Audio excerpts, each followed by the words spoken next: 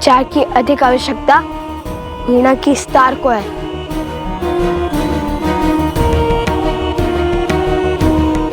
जो साक्षात माता सरस्वती ने हमें उपहार दिया था।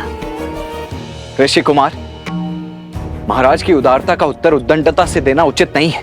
लक्ष्मण, मेरा भाई उद्दंडी नहीं है, केवल उसके मुख पर बुद्धि से अधिक उसके भावों का अधिकार है। राजानुज, बिल्कुल आप ही की भांति। तुम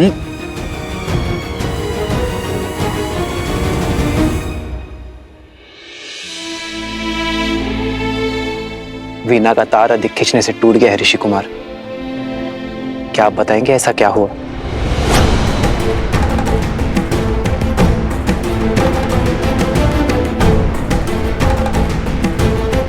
भगवान वाल्मीकि का आदेश था कि अयोध्या जाकर प्रभु श्री राम और माता सीता के गुणगान गाने का, किंतु मुझे किसी ने ये नहीं बताया कि राम सिया की कथा जो हम मंत्र मुक्त होकर गाते हैं वो अधूरी है।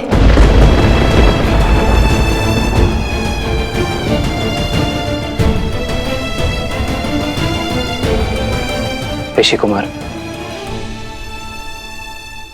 संसार हर क्षण हमारे सामने एक नई चुनौती लेकर आता है और उस समय धर्म के लिए, कर्म के लिए जो कार्य हमें करने पड़ते हैं वो कठिन अवश्य होते हैं, किंतु अनिवार्य होते हैं।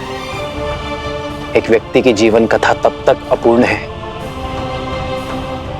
जब तक उसके प्राण उसके तन में है। तो क्या जीवन की चुनौती के लिए कोई पत्नी अपने पति का साथ और हृदय का त्याग समर्पण कर सकती है महाराज?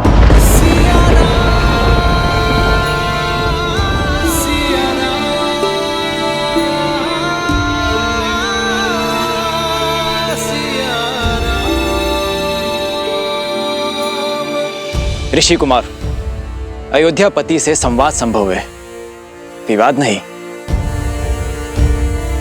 और अभी आप बालक हैं, ये राजधर्म नहीं समझेंगे आप। हमारे भगवान कहते हैं कि नारी के विषय में सदा बालक बनकर पूर्ण निश्चलता से विचार किया जाना चाहिए।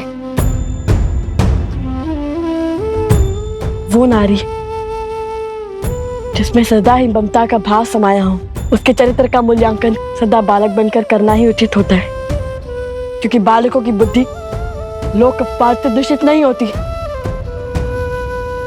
शत्रुघ्न, इन ऋषि कुमारों को उससे सम्मान बाहर ले जाओ, यज्ञ में विलंब हो रहा है।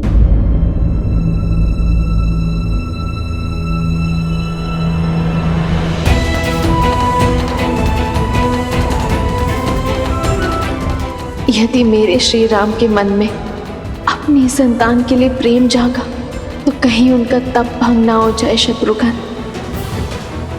शत्रुघ्न, हनुमान, इन्हें सभा में लाए और बताए कि ये प्रश्न करेंगे या सभा का त्याग। प्रभु, जो प्रश्न इनके मुख से निकल रहे हैं वो पूछने की मेरी इच्छा तो हुई, किंतु साहस नहीं।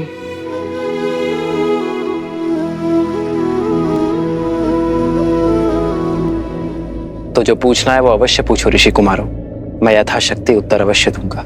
क्योंकि आपने माता सीता का त्याग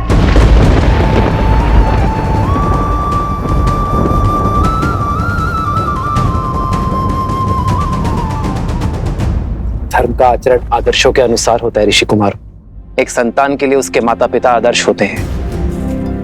अपनी संतान को धर्म की सीख देने के लिए उसके माता पिता को कभी कभी सुख का त्याग करना पड़ता है। वैसे ही अपनी प्रजा के लिए उसके राजा और रानी आदर्श हैं, सबके लिए परमात्मा आदर्श है। इसलिए संसार के सुख के लिए प्रत्येक युग में श्री विष्णु और माता लक्ष्मी एक दूसरे से वियोग की पीड़ा सहते हैं। उसी से प्रेरणा लेकर अयोध्या नगर और कोसल राष्ट्र की प्रजा को उचित धर्म का दर्शन देने की इच्छा से मैंने और सीता ने वियोग का दुख स्वीकार किया।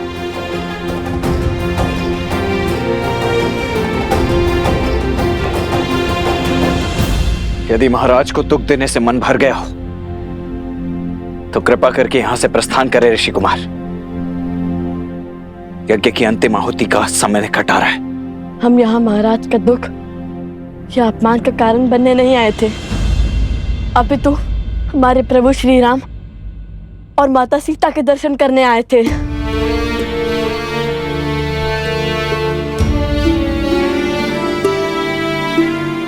पीड़ा है तो केवल इस बात की कि हम केवल महाराज के दर्शन का सौभाग्य ले पाए, प्रभु राम के दर्शन का नहीं, क्योंकि सीता के बिना कैसे राम।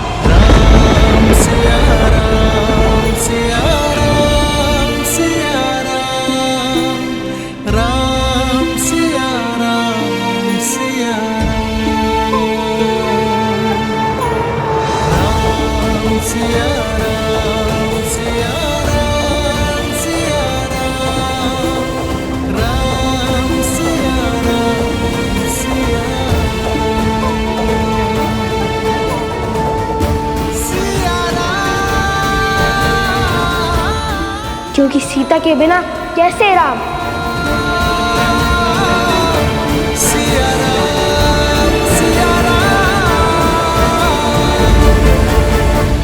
पिताश्री, क्या लव और कुश के प्रश्न उचित थे? जैसे वृक्ष पर बैठे व्यक्ति को धरती पर खड़े व्यक्ति की तुलना में कहीं दूर तक दिखाई देता है, वैसे ही किसी भी व्यक्ति के प्रश्नों की मर्यादा भी उन प्रश्नों की दूरदर्शिता पर निर्भर करती है।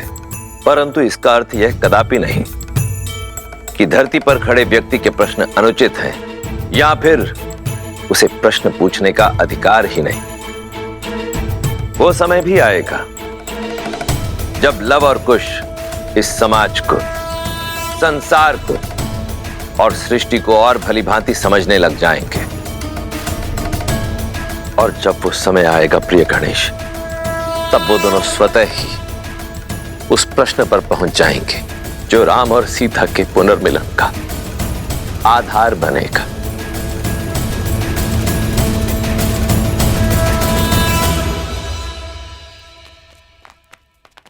अब क्या करना है? कैसे मर्यादा और न्याय की मूर्त ने अपनी पत्नी के साथ अन्याय किया।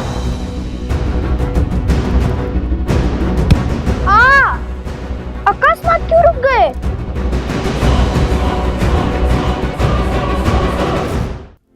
भैया, अगर श्री राम ने किसी और की पत्नी के साथ अन्याय किया होता तो आप दुखी नहीं होते।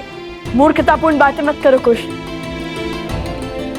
श्री राम किसी के साथ अन्याय कर ही नहीं सकते। वे मर्यादा पुरुषोत्तम हैं। ओम मन्मना गणाधिपते नमः स्वाहा।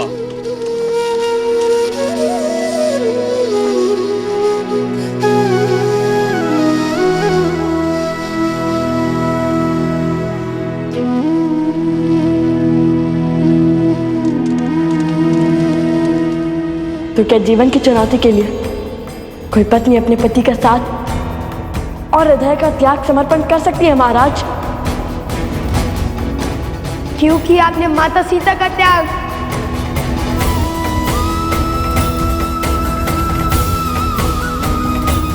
क्योंकि सीता के बिना कैसे राम।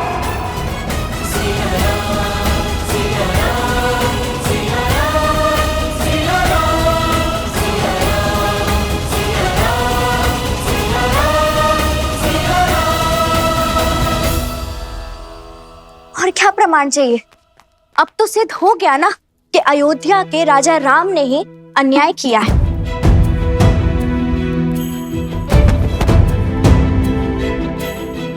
नहीं, मैं नहीं मानता। अवश्य कोई ऐसा भेद है जो पूरा संसार नहीं जानता है। अर्थात श्री राम कुछ छुपा रहे हैं।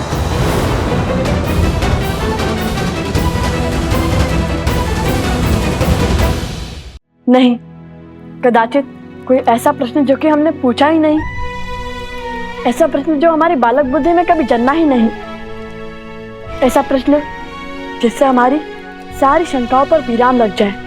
तुम्हें क्या लगता है इतने वर्षों में तुम पहले हो जिसने अन्याय के विषय में विचार किया हो? मिथिला के हर घर में बस यही चर्चा होती है लव।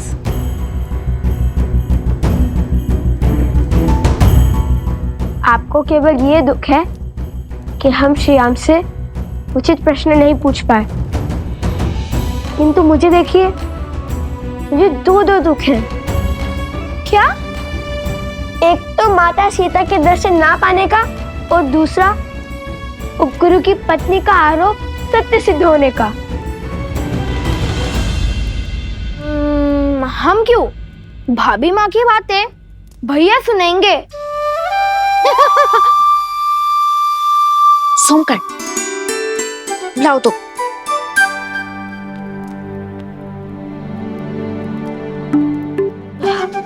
बहुत भूख लग रही है, आज भोजन क्या करेंगे?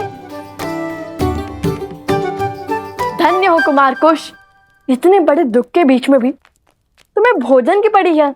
दुख हृदय में है और भूख पेट में। दोनों अपने निर्णय लेने के लिए स्वतंत्र हैं। हाँ, चलो ना फिर भोजनशाला में चलकर खाते हैं। नहीं, अब हम अयोध्या का अन्न तभी खाएंगे जब माता सीता अयोध्या लौटेंगी।